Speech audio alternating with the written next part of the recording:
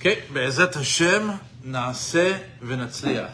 I want to welcome you to another session of our Parashat Shavua learning here in Arizal. Baruch Hashem, we are continuing the learning that we've been doing for quite some time right now. And today's lesson is something that is very special to me, because every once in a while, besides the fact that I enjoy all the lessons, but there's all these certain times there's like this one lesson just resonates with me more, because I love the sci-fi. I love the things that are really out there, and this is one of them. Before we get started on this week's parasha, I'd like to give some dedications and honorable mention. Be'ezat Hashem, that the following class will be to the Ilu Nishmat of Maimon Edmond ben Esther. Also to the Ilu Nishmat of David ben Zohara, Yaniv ben Rina, Daniel ben Juna, Miriam bat Simi, Pinchas ben Chasiba, Rachel bat Chana Waknin, Shlomo David ben Isha, Alfred Shlomo ben Luisa Chana, Shlomo ben Chana v'Yom Tov Menajed, Rachel Ita bat Devora, Nachman Yaakov ben Chana, Amram ben Isha, Marcel Ruth bat Shadra, Moshe ben Rachel, Miriam bat Esther, Jonathan ben Alice, Eli Uziel ben Yosef Veremo, Menachem Mendel ben Elchanan, and Devorah Feiga bat Shmuel. Baruch Hashem, we're able to do this chesed of sending up a Torah to the Shamayim in their name. Also, may this class be to the Refuah Shelema of Yehuda Natan ben Michaela, Frecha bat Miriam, Susan bat Alia, Ilat Yafa bat Rutchana, Michael ben Eliyahu, and Shalom ben Chasiba. And Be'ezat Hashem, that this class will be to the general success of Stacy Esther bat Miriam, Jonathan Moshe and Julie Yarimi, Shalom and Eliyahu ben Stacy Esther, Avraham ben Violet Chaya, Henshi Gordetsky family, Guy ben Dina, Abi and Jeff Sakal. And also for this class would be to the in honor of Tova Shendel bat Alta, and to the Bracha v'Hatzlacha of Yehuda Lev ben Tova Shendel. It takes us some time to get through it, but all these people are well deserving of getting their name mentioned in our Torah learning.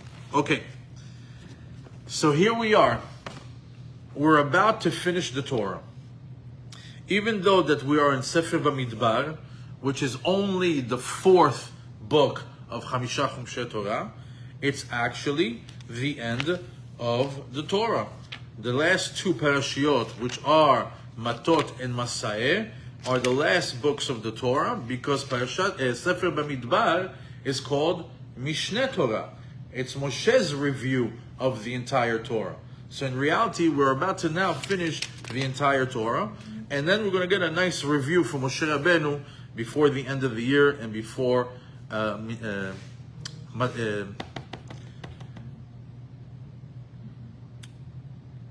Simchat Torah. Now, Parashat Matot and Parashat Masei is a bit of a recap. Talks about all the different things that have happened, the 42 journeys, the things that happen along the way. And even though it is jam-packed with things that we could discuss, I really just wanted to talk about half a pasuk of these two parashiyot. And by the way, if you're going to shul this week on Shabbat, know that this is a very, very long Torah reading, over 250 pesukim, one of the longest ones of the year because of Matot Masei. So in between all these pesukim, I would like to go to Perek Lamed Aleph, Pasuk Chet, that talks about, I'll read it, Vet Malchei Midyan hargu al chalalehem, et Evi, ve'et Rekem, ve'et Tzur, ve'et Hur, ve'et Reva, Chameshet Malchei Midyan. It enumerates here the 5 kings of Midyan that got killed after Hashem instructed Moshe Rabbeinu to go kill the Midyanim after what they tried to do to us in the when they seduced 24,000, when they seduced the Jewish men in with Baal Peor, go to war, and then in part of this war, these 5 kings got killed. The last half of the pasuk says, Ve'et Bilaam ben Beor hargu becharev. And Bilaam, they killed by the sword. Now, a few weeks ago, we read Parashat Balak, where it dealt all with Bilaam. And even though that we weren't here to speak about Parashat Bilaam, this little half of pasuk gave me the pass to sort of double dip onto the parasha that we passed, because in the past few weeks I've heard incredible lessons about Bilaam from Rabbi Daniel Gladstein, from Rabbi Eli Mansour. Shvile Pinchas touches on it, and I really just have to put all of these things together so you can get I can't keep it for another year and then give it over. I really had to give it. So thank God that there's a half a pasuk that I can latch onto, so I can, give this lesson over today. But it's going to be really, really enjoyable. So here we are. Let's get started. It says that Bilaam, right? Bilaam, who is the wicked sorcerer, who got hired by Balak, one of the biggest anti-Semites to ever be, to curse the Jewish people, and then later on gave that terrible advice that turned out to be good advice for their side, to send Bnot Midian in order to make the Jewish men sin in the desert. That particular Bilaam, that wizard, that sorcerer, got killed during this war. Rashi tells us on this pasuk, says that Bilaam got killed b'charev. What's b'charev? Hu ba'al Yisrael v'echlif umanoto be'umanutam. What was his tactic? Right? He says, I am going to go and defeat the Jewish people with their power. I'm going to use their own power against them. Meaning, when your enemy, his best trait, the thing that he's the best at, you choose that to defeat him on his strongest point. That's what Bilaam did. It says, "She'en noshaim ela befihem al yidei tefillah bakasha." What's the power of the Jewish people? Their mouth. Because every time they get into a jam, every time they get into problems, what do they need to do? They pray and they ask and they plead from HaKadosh Baruch Hu for mercy, and they get saved. So he says, look at their strength. No matter what it is, they're able to get out of any mess that they get into. How? Prayer and pleading to HaKadosh Baruch Hu. Ubahu v'tafas omanutam lekalam befiv. He says, oh yeah, you're good with your mouth? I'm also good with my mouth. I'm going to come and challenge you. The same way you are able to bless with that mouth, I'm going to curse you with my mouth. That's what Bilaam says. So they said, okay, so you want to come and attack us through our strength, through speech, through our mouth? So they said, okay, tit for tat, we'll do the same. Af hem ba'u alav v'echlifu omanutam be'omanut ha'umot shebaim b'charev. He says, also, okay, what is your gift? Well, what's your blessing? Your blessing is that you live and die by the sword. So us too will come to you by the sword. And that's why it says that Bilaam ben Beor hargu becharev. You wanted to come to us with klala, we come to you with the cherev. You want to go against our gift, we go with you against your gift. Shene'emar v'achabecha tichyeh, the bracha that was given to Esav. Okay, interesting. Now, if we just left it here, so okay, Bilaam, thank you very much. See you next year in Parashat Balak, and let's move on, right? But today, Baruch Hashem, we're only going to learn this half pasuk. That's all we need. From this half pasuk, we're going to open up the whole lesson. It says, first of all, you should know that there's so much more to Bilaam. We know him as the wicked sorcerer that wanted to curse the Jewish people. Fine, but there's more. There's a lot more. And even here in this lesson, we're not touching everything, just touching a few things. There's a lot to learn about Bilaam as the individual. There's a lot to learn about his life story. And even more interesting, the focus of today's lesson is how the Arizal reveals to us his Gilgulim. What happened to him? Who was he before? Who was he after? Whatever happened to him? Interesting stuff. This half of Pasuk is going to be unfolding to one amazing lesson for today. The Arizal reveals to us the reincarnations of Bilaam, the Gilgulim of his neshama. So, first of all, we see over here that he got killed by the sword. But if you want to see more of a behind the scenes of what happened, we have a Targum Yonatan that reveals to us exactly what happened and how he died. Listen to this.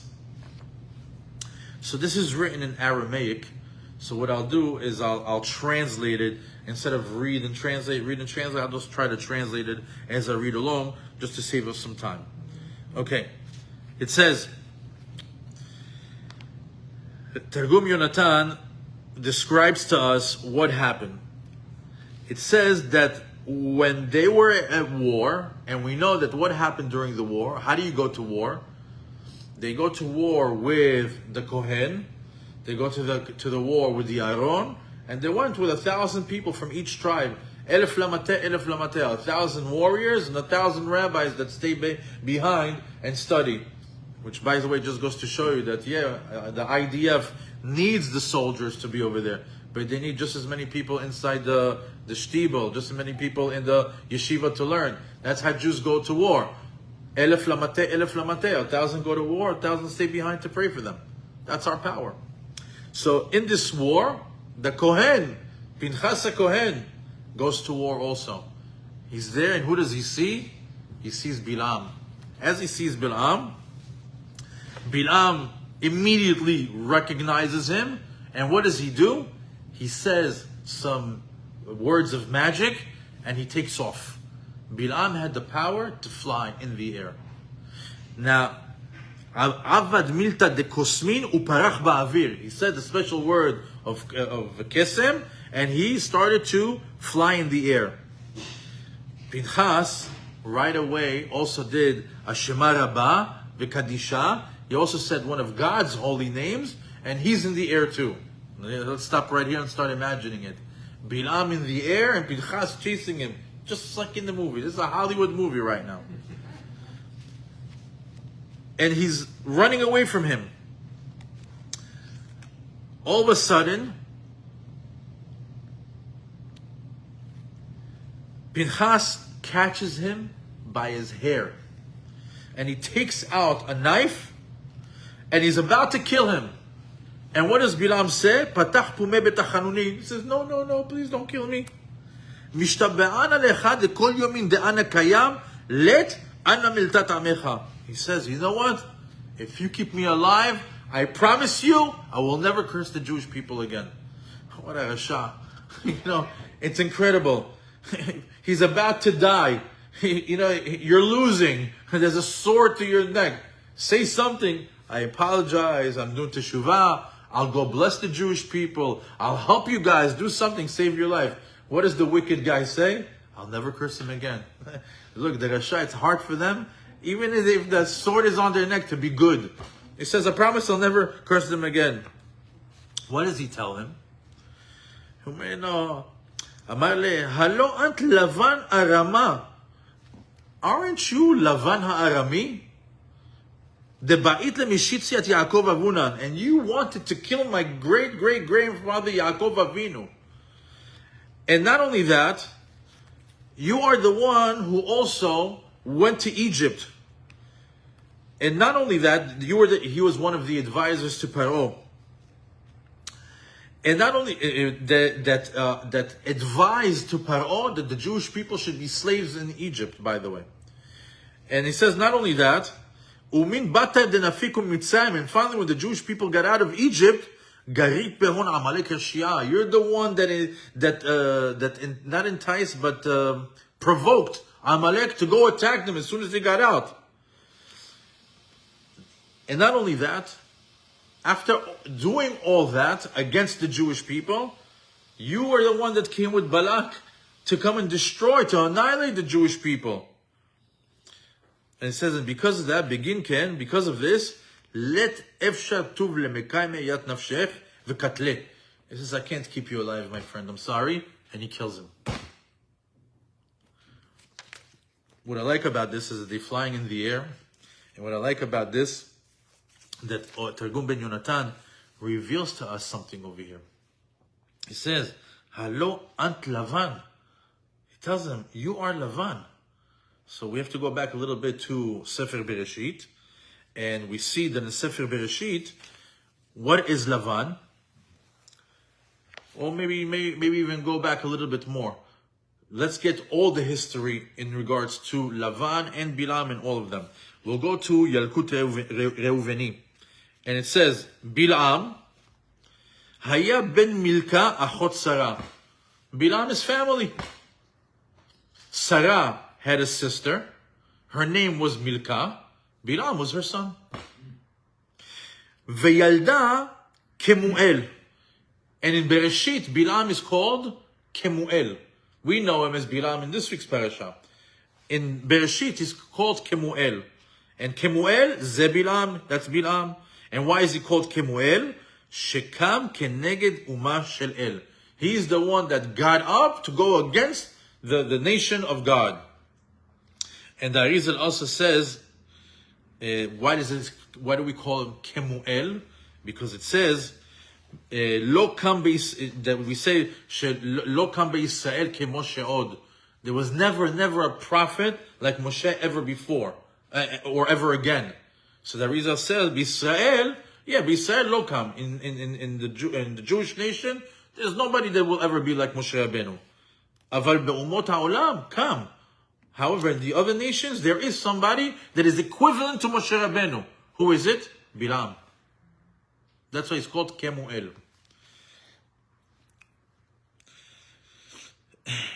And it says, Bilam, he was on such a high level of Kedusha. I'm sorry, just like Moshe Rabbeinu, because you have to understand, Moshe and Bilam, complete opposites.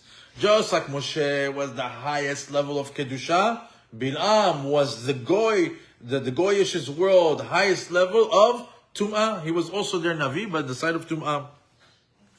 Just like Moshe was a Kohen, he came he had a prestigious position within the society, and he was considered even a Kohen. Bilam has to be the complete opposite. A Kohen has to be without a blemish, right? And Bilam, if you want to think about his physical appearance was that he was Chiger. How do you say Chiger? He was missing a limb, right? Chiger is when you have no legs, right? I don't know. I never heard Chiger. Chiger, it's he has no legs. Chiger beraglav. That's right. He was missing legs. Think about it. And he also had only one eye. Okay, not a good-looking guy, right? And because he was like that, he can't be a kohen. Pasul lekeuna. And as a matter of fact, what's very ironic over here, that Sarah's sister Milka was barren. How was she able to bear children, and let alone bring Bilam to the world? Shitpalel Avraham al Sarah, when the same time that Avraham prayed for his wife, he also prayed for his sister. And because he prayed for his sister as well, she was able to get pregnant, and from that pregnancy came Bilam. And if it wasn't El Maleh Avraham, Lo Haiti Ba'olam. Bilam said, if it wasn't for Avraham Avinu, I would never be in this world. So not only is he family, but he owes his entire life to the Jewish people, to Avraham Avinu. Yet he's still wicked, and he still was a big problem to Am Yisrael. So we see over here a little bit of the history of the lineage of where it comes from. But again, we have to go back to the Targum Yonatan ben Uziel, that says Bilam Haya Gilgul Lavan. The Bilam was the reincarnation of Lavan. With no milk, if that's okay. I'm meat. Bilam Haya Gilgul Lavan. And not only that, he was actually, if you want to know, Bilam was the grandson of Lavan. And besides being the grandson of Lavan, he was also the reincarnation of Lavan. So imagine, He came from the same lineage, and Lavan came back again. The neshama of Lavan inside Bilam. That's a crazy combo, right? And this is also specifically why Balak chose Bilam. If you think about it, Balak, they say, was a bigger sorcerer than Bilam. He was on a much, much higher level. Why did Balak choose Bilam? He's inferior to him in magic and sorcery. So first they tell us that Balak was a master magician with hands, and Bilam was a master magician or sorcerer with speech. So they needed his speech, because what's the power of the Jewish people? Prayer. They needed somebody who was just as strong with his mouth for cursing. However, Shvilei Pinchas tells us something absolutely incredible. Why Balak chose Bilam. And listen to this. Again, I am just going to translate instead of reading Hebrew, English, just to make things go a little bit faster. It says that Balak specifically chose Bilam, who is the reincarnation of Lavan. Why? Because he wants him to destroy what he built. What does that mean? What does Balak mean that he wants him to destroy what he built? So he says something incredible. He says, Lavan Arami is the one that allowed Yaakov to come into his house. What happened when Yaakov was living by Lavan? He married all his daughters, right? He married Leah, Rivka, Rachel, Leah, Bilha, Zilpa, and Rachel, right? He married Leah and Rachel, and then the two, and Bilha and Zilpa. And what did those Lavan's daughters do? They gave birth to the 12 tribes. So in reality, Lavan, who was wicked himself, that wanted to destroy the Jewish people, in return, what happened? The complete opposite. He actually built the Jewish people. He gave him his daughters. He allowed the 12 tribes to be born in his home. And it said that he is the one that actually established the foundation of the Jewish nation. So you are the one in your previous lifetime as Lavan, you established the Jewish nation. Now that you're reincarnation in Bilam, come and destroy what you build. This is, you could say, the tikkun on the Tum'ah side, right? Furthermore, it says, we know that story ended not so pleasantly. Yaakov wasn't happy with living with his father-in-law. He changed his salary 100 times. He made him work for his daughters, not 7 years, but 21 years. No, I'm sorry, close to 20 years.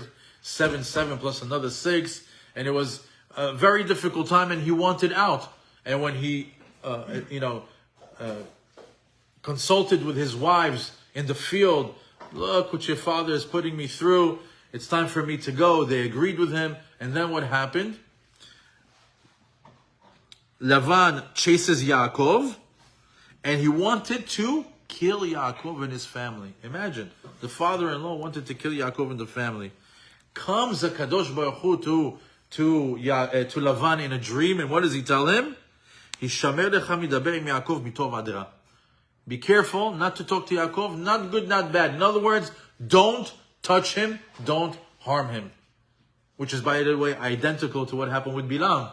That also God came to him and he says, you will not curse the Jewish people. You will not go to them. Same thing that happened to Lavan, happened to Bilam. Furthermore, Shvilei Pinchas cites it over here as well. It says that Balak told Bilam, Vata lecha na'ar ali et ha'am hazeh. Right? He says, go curse it. Go curse the Jewish nation. And he told him, I can't, just what Hashem wants. Ki yadati et asher tevarech mevorach. Now,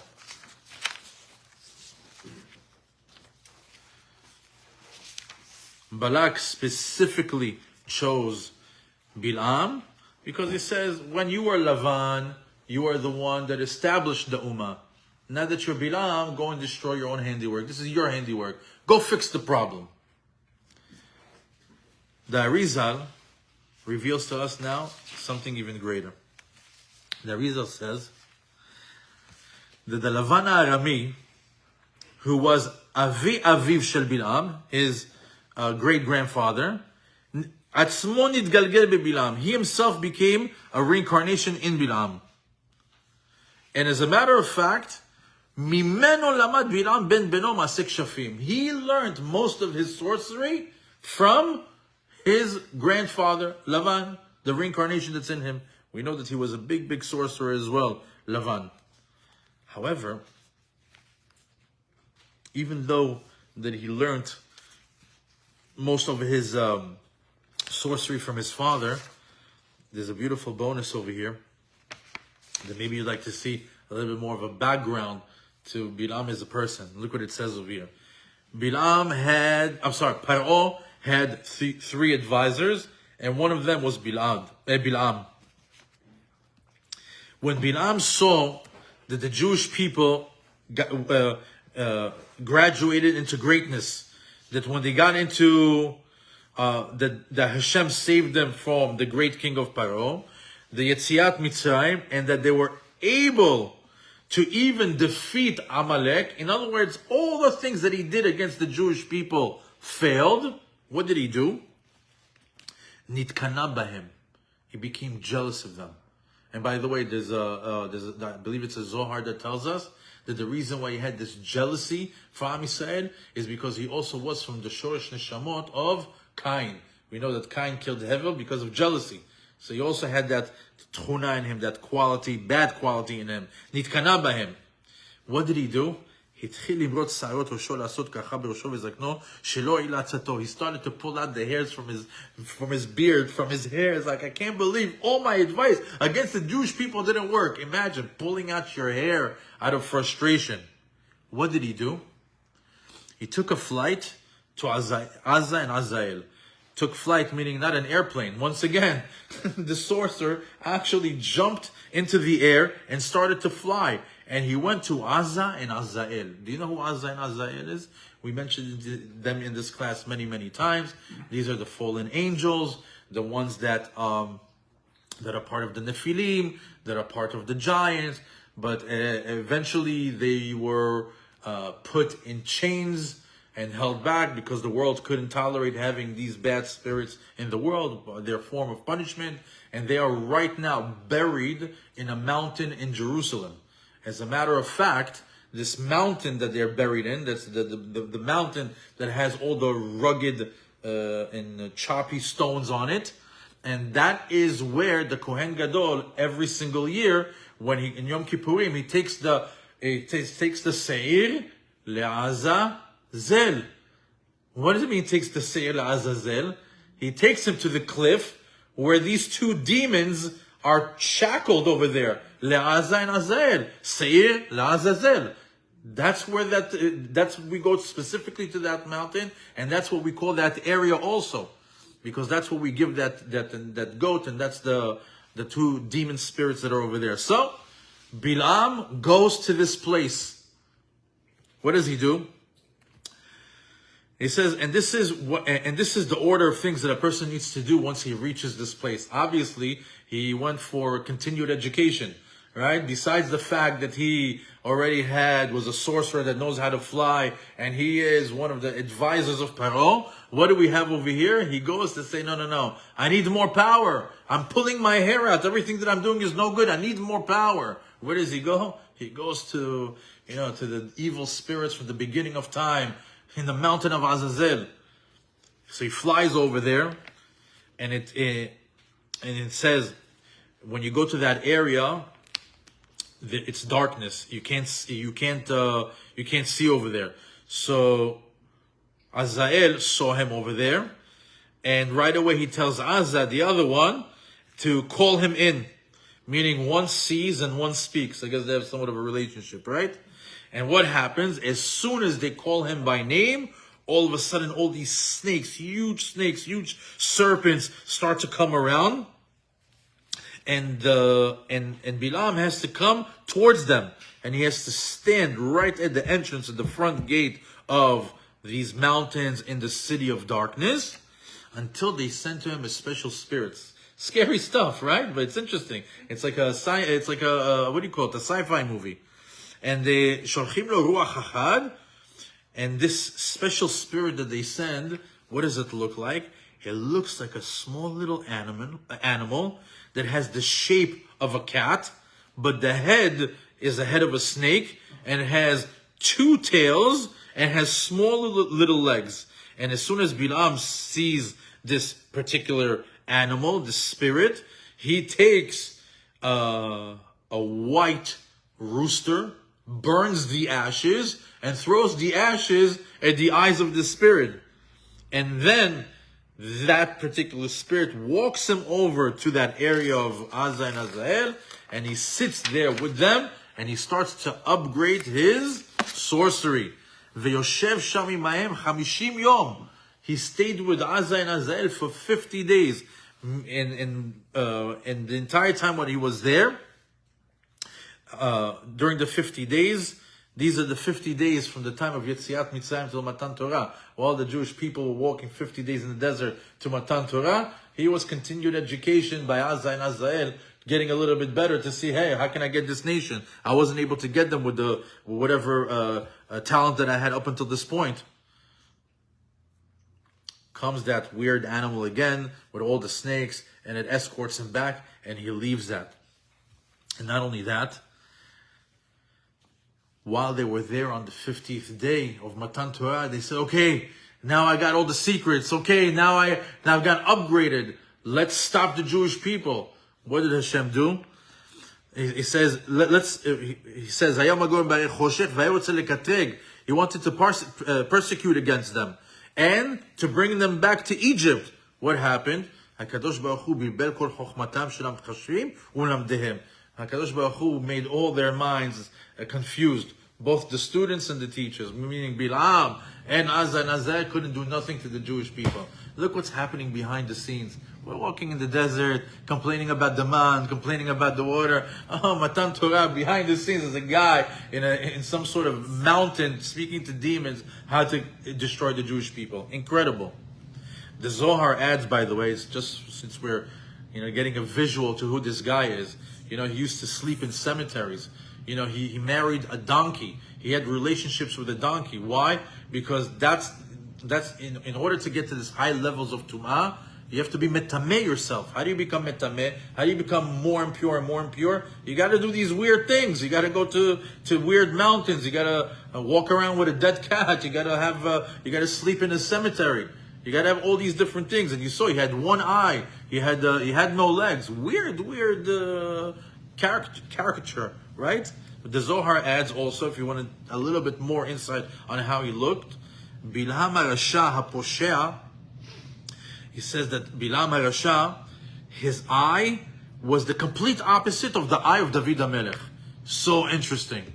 His eye was completely different from the eye of David HaMelech. What's the difference between David HaMelech's eyes and Bilam's eye? This is interesting. עינו של דוד הייתה מרוקמת בכל מיני צבעים. David HaMelech's eyes had all types of colors in it. And it says, אבל עינו של בלעם הרשע, but בלעם הרשע, that one eye, הייתה עין רע מכל וכל. It was a bad, evil eye. בכל מקום שהיה מסתכל, היה מכלה אותה כשלהבת. Anywhere that he would pick up and look at it with his eye, he would turn it into flames and decimate it. Imagine, he could throw flames from his eye. He would turn it into, not flames from his eye, his stare could turn something into a crisp. It says there was never been an ayin ra'ah ba'olam. Never before was there an evil eye in the world like the eye of that particular wicked man, the Rasha. Shehu behipuch me'eno shel David. He's the complete opposite of David HaMelech's eyes. I don't know about you, but I can't wait for Mashiach to come to look into David HaMelech's eyes. See all these different colors in his eyes. Furthermore, it says,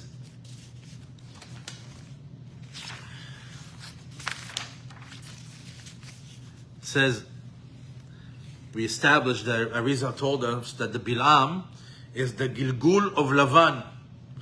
And as a matter of fact, Lavan, Bilaam Gilgul Lavan, Herag ben Shoshif, Bilaam died at the age of 33. Nerag ben Lamed Gimel Shana. Very, very interesting. Right here, right now, just put a little side note that I'm still struggling with and I'm still trying to figure out. It says that Bilaam died at 33. But we just said a few minutes ago that he was one of Paro's advisors, and that's 40 years before that. So if he was one of the advisors and he has to be at least 40, how can he die at 33? I'm still trying to figure that out. But the reason why we're going to continue learning that it's 33, because the Arizal mentions it, and even Masechet Sanhedrin says the age that Bilaam died was 33.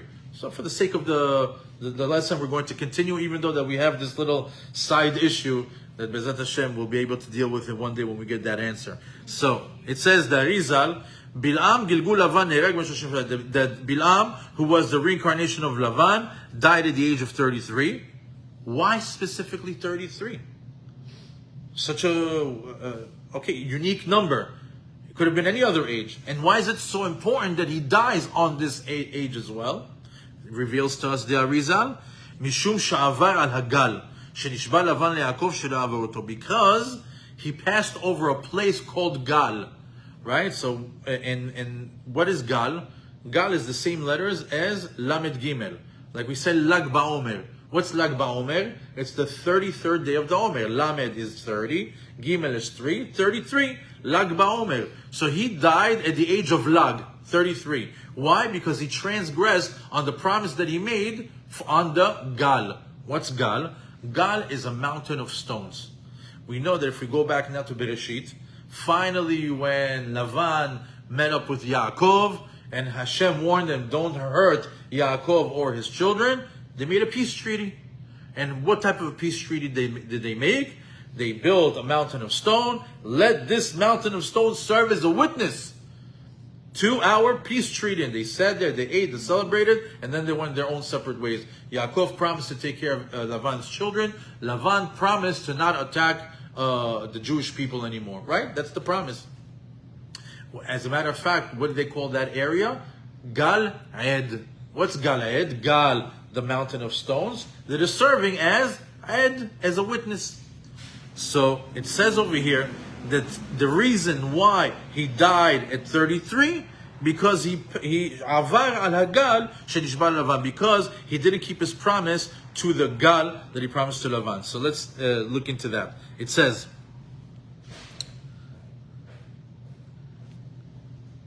if you recall, when it came to Bilaam, on the way to trying to curse the Jewish people, he was riding on the donkey, right? And when he was riding on the donkey, what happened? The donkey took him to a wall and slammed his leg. Then after that, the donkey came again and slammed his other leg, right? And twice it slammed its leg. And then on the third time, Hashem rolled back his eyes and he was able to see an angel standing with a sword ready to kill him. So it's very strange. What is this wall that Bilaam got hit with the donkey? So they tell us, Targum Yonatan tells us, Oto makom sheikimo Yaakov velavan gal matzeva, that exact same place where Yaakov Avinu and Lavan created that gal, that created that peace treaty, that matzeva, the Gal Ed, was exactly the place where Bilaam got hit with the wall with the donkey. Why? Because as he passed there, the wall said, hey, you made a promise. As Lavan, we have a peace treaty. You're about to break our peace treaty. He tried to go again. The wall hits him again. Why? Why would this be? Well, first of all, this is, the Edim. The Edim are very much connected to the testimony. What does that mean? It says,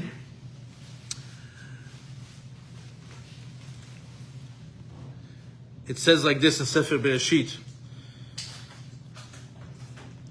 Well, we said that it was. I'll give the Midrash Tanchuma. We saw that they made a matzeva. They called it Gal Ed, right? And Midrash Tanchuma says that this is the reason why Bilaam got this punishment, where his leg got crushed into the wall, Because that wall happened to be the Gal Ed of Lavan and Yaakov. Incredible. Now, the Arizal reveals to us, he says, what does the word Gal, Gimel Lamed stand for? Gal is Gilgul Lavan. You know why it's Lavan? Because you are the reincarnation of Lavan. And not only that, the reason why they called it Gal Ed, he says when you're going to come back as a Gal, the Gilgul of Lavan, this is the Ed, this is the witness that's not going to let you pass. There's a story in the Gemara, I believe Rabbi Mansour said it amazing. He says there's a story of a guy that wanted to marry a woman. And there was no witnesses. You know, you got to have 2 witnesses when you marry somebody. So he told her, the witnesses that I'm going to have is going to be this weasel over here and this pit. This hulda and this bor. And she says, okay, since there's nobody around, then this weasel and this pit is going to be our witnesses. So they got married, and not too long after that individual actually went and married a different lady. And when he married that lady, he had started to have children with her. And as soon as the first baby was born, it got killed by a weasel that ate it in its crib. The next time he had another child with that lady, that same baby died. How? Fell into a pit. So his wife tells him, what's going on over here? First baby eaten by a weasel, second one by a pit. He says, you know what, I have to be honest with you, I actually married somebody else, and the witnesses were a weasel in a pit, and I think that's the connection. She said, thank you very much, go to your first wife, I'm not looking to continue with this. But we see that when it comes to an Ed, the Ed says, hey, you used me as a witness. Even when a person serves as a witness, and the person is found guilty, and you have to stone the guy as a punishment, who's the first one to throw the stone? The witness.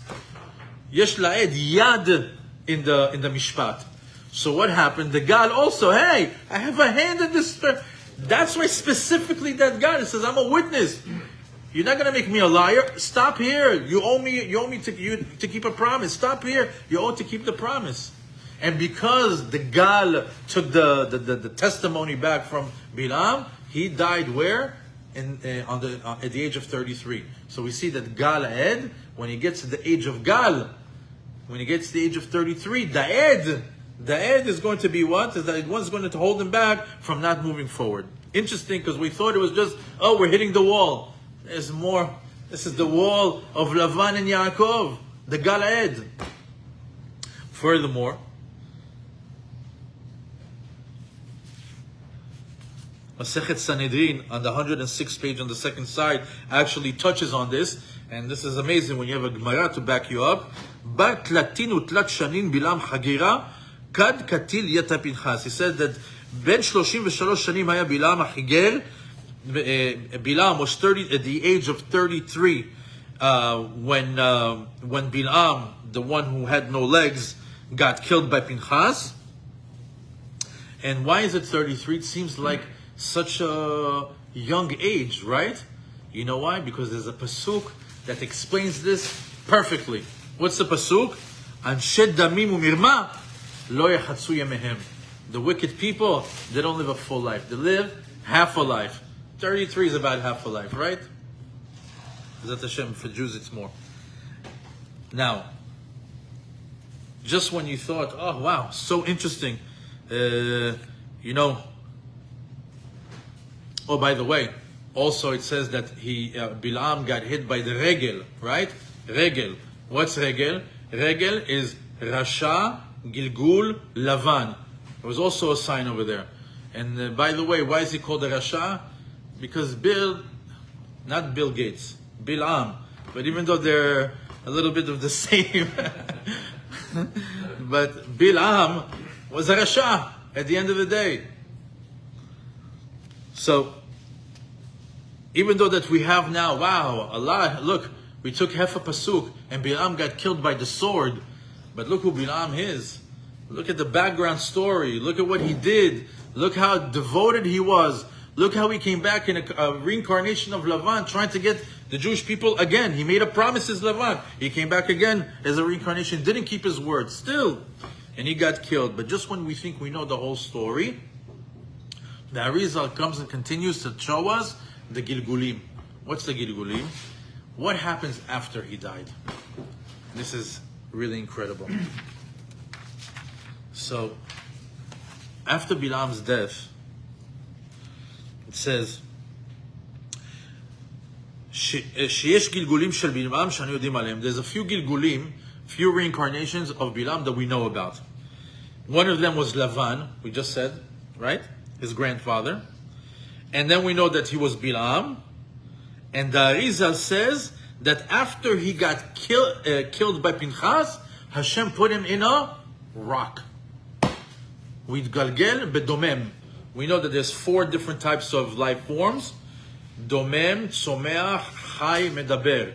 Right? We got stones, we got plants, we got animals, and we got human beings that have the ability to speak. Bilaam went from Medaber to Domem. Why? מפני שבלעם משתמש בפיו כדי לקלל. You are in the highest level of life form. You're a Medaber. You have the ability over here to do anything. It's the highest. The whole world got created for the human being. And what did you use with your beautiful gift of speech? You used it to curse. What's the punishment for such a person? Go and become a domem. Why a domem? So you don't, a domem can't use the mouth anymore. You went from speaking to a domem, to a rock. Can a rock speak? Rock can't speak. That was his punishment. Now, even though Rabbi Mansour also said something incredible. He says, do you ever walk in the street and all of a sudden there's a rock and for some reason you want to kick it all the way down the block for some reason? He says that's the Rasha getting his punishment. Do you ever sometimes pick up a stone and you're just throwing it for no reason? He says that's the Rasha getting his punishment. I thought that was very, very funny. But even though Anshe Damim is close to Domem. Anshe Damim is close to the word Domem, right? Nice. A pasuk that he said, but maybe at the end. So now we have look, what an evil person. Oh my God, Bilaam. The reincarnation of Naval, the original Hitler, right? He is now in a stone. That's it. Let's forget about him for eternity. Hashem said no. Let's give Bilaam a chance to get out of this state. And he reincarnates him. He brings him back into human form. In the form of a person called Naval. Naval actually also is Lavan backwards.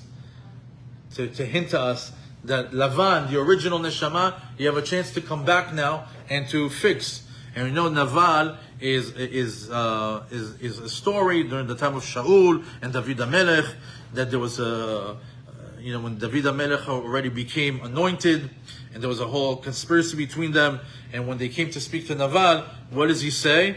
You have the opportunity right now to bless the Jewish people. Oh, David HaMelech, what a tzaddik, we love him, he's the greatest. No. What does he say? Mi David u mi ben Ishai, hayom rabu avadim hamitpartzim ish mipnei Adonav. He says, who's David HaMelech? Who's Ben Ishai? There's a lot of slaves today that become regular people, and all of a sudden they stand up in front of their Lord, meaning that he's the Lord, he's the king. He says, that's what I brought you back. What happens? He ends up getting a punishment. What was his punishment? His punishment is that because he cursed David HaMelech, he had a heart attack. Kibel התקף לב. After that, just when you think Hashem can't have any more mercy on the person, he gives him another shot. What other shot he gives him? He says that Bilaam came after Naval to be Barzilai HaGiladi. Barzilai HaGiladi is another persona from the Nevi'im.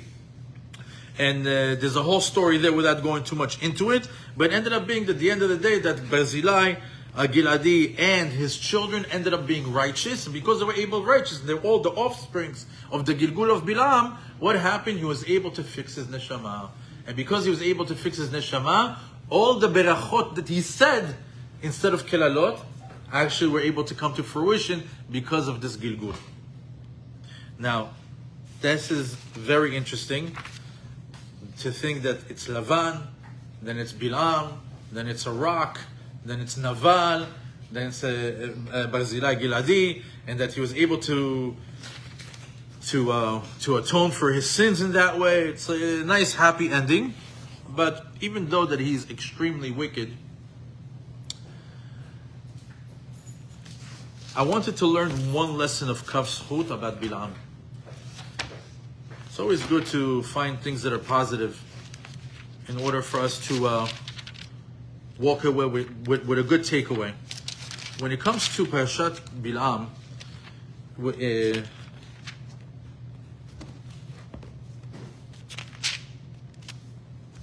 in that famous scene where he's on the donkey, that the donkey slams and up against the wall and hits him on the legs, and the angel finally, he sees the angel with the sword in front of him, ready to kill him. What happened over there? First of all, I'll say the sneaky part of it, because he is sneaky, and then we'll see the lesson. I'll read the pasuk, and with this we'll conclude.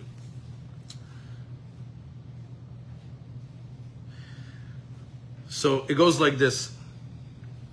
Vayomer elav malach Hashem. The angel, God's angel, comes to Bilam and tells him, Al ma hikita tatonecha ze shalosh regalim. Why did you hit your donkey 3 times? I'm the one who's standing in front of you. In the, well, you know what? Let me read it from the explanation. It says, she saw me and she turned away 3 times. And if she had not turned away from me 3 times, I would have killed you and let the donkey live. Vayomer Bilam el malach Hashem, chatati. Bilam says right away, I'm sorry, chatati. He does immediate teshuvah. Why? Because there's a rule. Anybody who's about teshuvah, a malach cannot hurt him. If a malach comes to hurt a person, and as he's like standing in front of him to hurt him, the person at that moment does teshuvah. You know what the angel has to do? 180, U-turn. The guy did a teshuvah. Rasha, he's not a Rasha, he's a tzaddik now. So Bilam immediately did what? Reversed his death penalty. I had no idea that you are standing in front of me. If I did something wrong in the eyes of God, I'll go back to my way. So, on this particular pasuk, I just wanted to say a point. First of all, how wicked is Bilam? How wicked is he? How bad? We just saw the things that he went to, the things that he did just to curse Am Yisrael. Yet, when he was told that he did something wrong, what did he do? Teshuvah. He says, not only am I sorry, but had I known, I would have never done it before. From here we see, what about the Jewish people? Don't we know the Torah? Don't we know that we're doing something wrong when we transgress the Torah? If a wicked man like Bilam, as soon as he recognizes that he did something wrong, he right away stops and says, Chatati, aviti, pashati, who are we as Jews not to do the exact same thing? Surely we're not as bad as Bilam, right? Surely we're not as bad as Bilam. Yet we can learn from Bilam, the Goy, that he was able to make immediate teshuvah and turn his way. It's a lesson that you can learn even from the most wicked person in the world. You can learn something positive. However, even though they were trying to learn something really incredible about Bilam, at the end of the day, as soon as the angel left, what did he do? He continued to go and try to curse Am Yisrael. And what are you going to do? Which is called what? Fake teshuvah. You know when somebody gets into trouble, what they do? They go into shul, they do aviti, pashati, chatati, they do all the things like that. They give a heartfelt vidui, a heartfelt amidah. They wake up the next morning, back to the same routine. So we learn from here also, don't take that Bilam approach either. That you do like teshuvah for the moment. Teshuvah that doesn't last long. Real teshuvah is modeh v'ozev yerucham. Admit what you did wrong, leave it behind you, don't do it anymore, and you receive the mercy that Hashem wants to give to you. Bilam's teshuvah is not a real teshuvah. I thought I could not keep all that for a full year.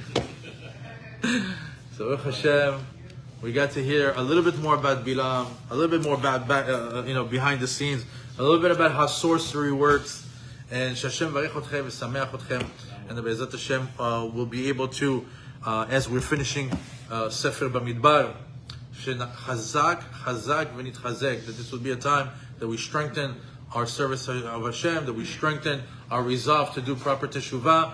This is the time to do teshuvah, even though Elul is a month away, but Rosh Chodesh Av is this Shabbat. And I can tell you, anybody who starts to do teshuvah in the month of Av is not like somebody that starts teshuvah in the month of Elul. And it's definitely like somebody that does teshuvah a week before Rosh Hashanah. And it's definitely not like a person that does teshuvah in Aseret Yemei Teshuvah. And definitely not the one that does teshuvah in Hoshana Rabbah. Do yourself a favor and start the teshuvah process in Av. You will walk into Shul on Rosh Hashanah not feeling that you're trying to beat a court case. But you could actually walk into and say, I'm here to win Judgment Day. I'm here with my learning. I'm here with my teshuvah. I'm here with my mitzvot. I'm here with my maasim tovim. Walking into Judgment Day with a smile, confident it's going to be a good year. It's a different process. And that will only yield if you put in the work. And just a good piece of advice. Anybody who can start the teshuvah now is way, way better than any time later on in the year. Hashem varech otchem, sameach otchem. Ezrat Hashem, nitayeh b'karov.